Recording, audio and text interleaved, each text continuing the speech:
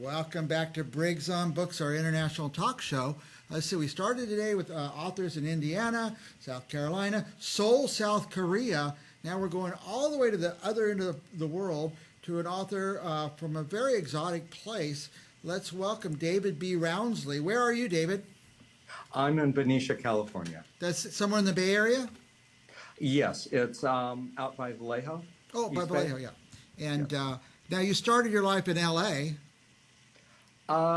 Actually, Southern California. Southern California. Garden Grove, to be specific. By the way, before we go too far, because I got a million questions for David, but here's the cover of his book that is coming out or came out. We'll ask him about that in a minute. But started by saying you started out in Southern California, but you started out being adopted. Is that right? That is correct. And that's actually the subject of my first book, Right. Bad Blood, A Life Without Consequence, which is radically different from the HOA. Definitely. I got stuck. I went to Amazon. I put your name in. I got stuck reading up on Bad Blood and your life. You're adopted and moved from Southern California to Northern California at 16 years old. Was that tough? That part wasn't, no. Everything else was, but Everything not else that was part. so. But you got to read that book to find out. So, but that book looks intriguing. Tell us the title of that, so if our viewers want to go find it. The first book is Bad Blood, A Life Without Consequence. And it's a memoir. I knew I was adopted early on. I could go down a whole rabbit hole about that. But my parents always told me I was adopted. So there was a certain amount of factual information I had, but it didn't really go anywhere. And it was a moment much later in life when I caught a talk show on adoptee reunions. And they said, your information and maybe you'll get matched, buddy. So I knew my birth parents' names. I knew the hospital I was born. Obviously, I knew the day I was born. So I entered it and was rather stunned when the phone rang 45 minutes later from Tennessee. And at first I'm like, I don't know anybody in Tennessee, but I picked it up and it turned out to be a woman who was a search angel. And she said, I know who your parents are and I know where they are. And I'm like, oh. So we had previously, when we had done our wills, we had asked the lawyer, it turns out when you're adopted, you meet other adoptees. It's sort of like dead bodies in a pond that just rises to the surface. And we had asked how much a search would cost. And this was about 10 years earlier. And he said upwards to $40,000, $50,000. And at that point, the information I had on my birth parents was that my birth mother's parents were both dead, and she was 24 when I was born, and my birth father was an orphan. So I thought, well, nobody lives long. So by this, it's past 50 years. So why would I pay that kind of money to find dead people? So this woman had a PayPal, and I said, well, how much? And she goes, 250. And I go, well, that's a whole lot better than 50,000. And then she goes, oh, you're in California. There's a surcharge. I got, here it comes. And she goes, 250. And I thought, oh, that's still better. So my husband said, yeah, give it a shot. She probably can't close. So sure enough, she got back to me in 10 minutes and had my birth mother's address and started on a 13-year journey that took me coast to coast. It was a very weird, unique journey. Never met either of my parents.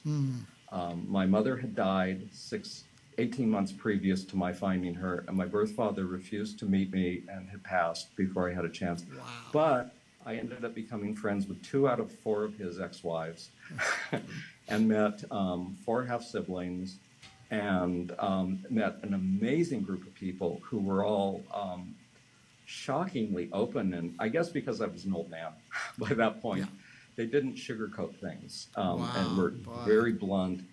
And but even with that information, it took 13 years to completely peel the onion. Oh my goodness! I want to read that book too. Say the title again. Bad Blood: A Life Without Consequence. Bad Blood, yeah. But the book I'm dying to read, and I've only read a little bit about it, is this one, HOA, the HOA. Yes. I love dark comedies, and I got a feeling this is going to be one.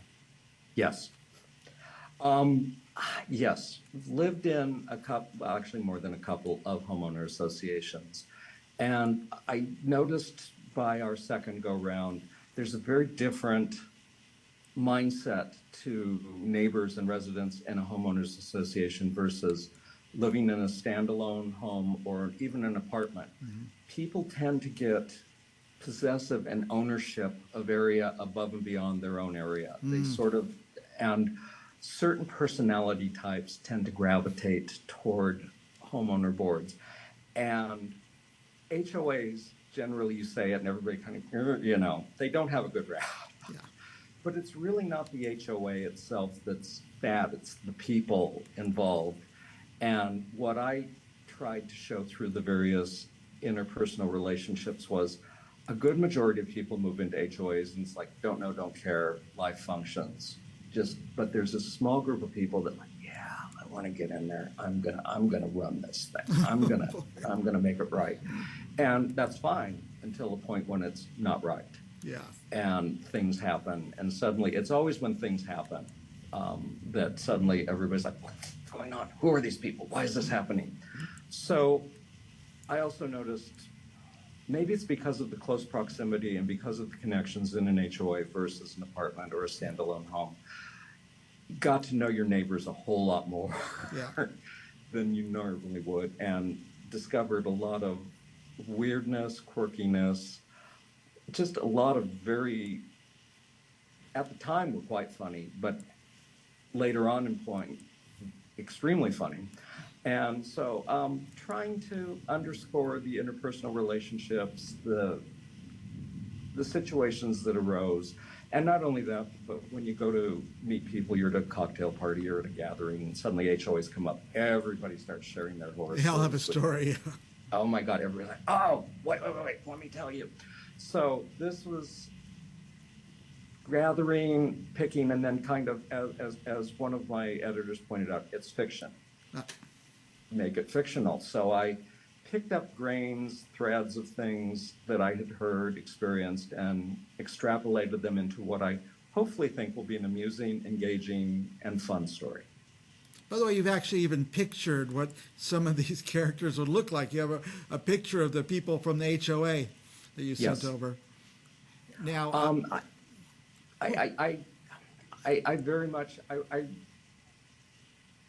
what I found is a lot of people tend to say, oh, that's me. Oh, you know, and it's like, so I wanted to make it very clear that these were people that I had created from scratch, and also because I come from a multidisciplined, I'm a graphic artist, I'm a musician, I'm a video creator, so I went from the ground up, soup to nuts, and wanted to create a visual component. Nice. By the way, tell us a little bit about the music. The music. Been doing this since the 80s. Really, in the 80s, I thought I could be maybe the next Thompson Twins, Pet Shop Boys, except boy, since it was just me. And I worked at it. I was happy with the songs, but it just didn't come together. Put it on hold. Ended up having a career as creative director at a few e-commerce companies. And it was interesting at the very last one, which was the most money I ever made, and it was the least happy I was in a job ever. And they had these team building exercises where they wanted people to talk about themselves other than the parameters of the job. And I said, well, I used to create music. And one of the gals said, well, why aren't you doing it now? And that just really stopped me. And I said, why am I not doing that now? And very shortly thereafter, the company went down the crapper. In fact, I'm actually writing a book about that right now called The Creative Department. Fiction.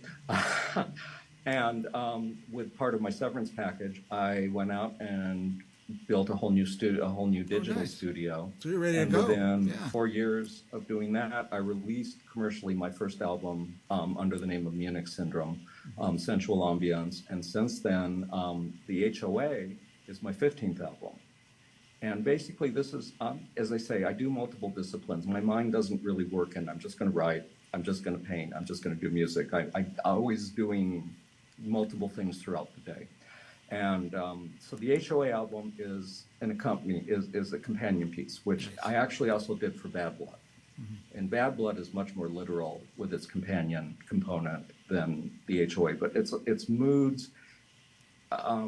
you know, settling in, looking at the HOA, looking out the windswept hills. There's a song called Windswept, but then some of the neighbors get a little huffy when we were doing a fire break. So there's a song called Firestorm for a Fire Break. So you could listen to this while you read the book. Now, I have another picture on the put up on the screen. It's Mittens. What's Mittens? Mittens is a character, and I'm not going to say much about Mittens other than Mittens is scattered throughout the book, and you have to read the book to see Mittens' story. I guess Mittens must live somewhere in the HOA or exists Yes. there somewhere in Actually, that realm. Mittens lives many places in the HOA. David, I just went, as I mentioned in the beginning, I went to Amazon, put in your name, David B Roundsley, by the way. It popped up. There's all that information, the first book, this book, how to order it. Now, this book, the HOA, is it out? Is it coming out? It will be out on Amazon, Barnes & Noble, all of the usual places on April 4th.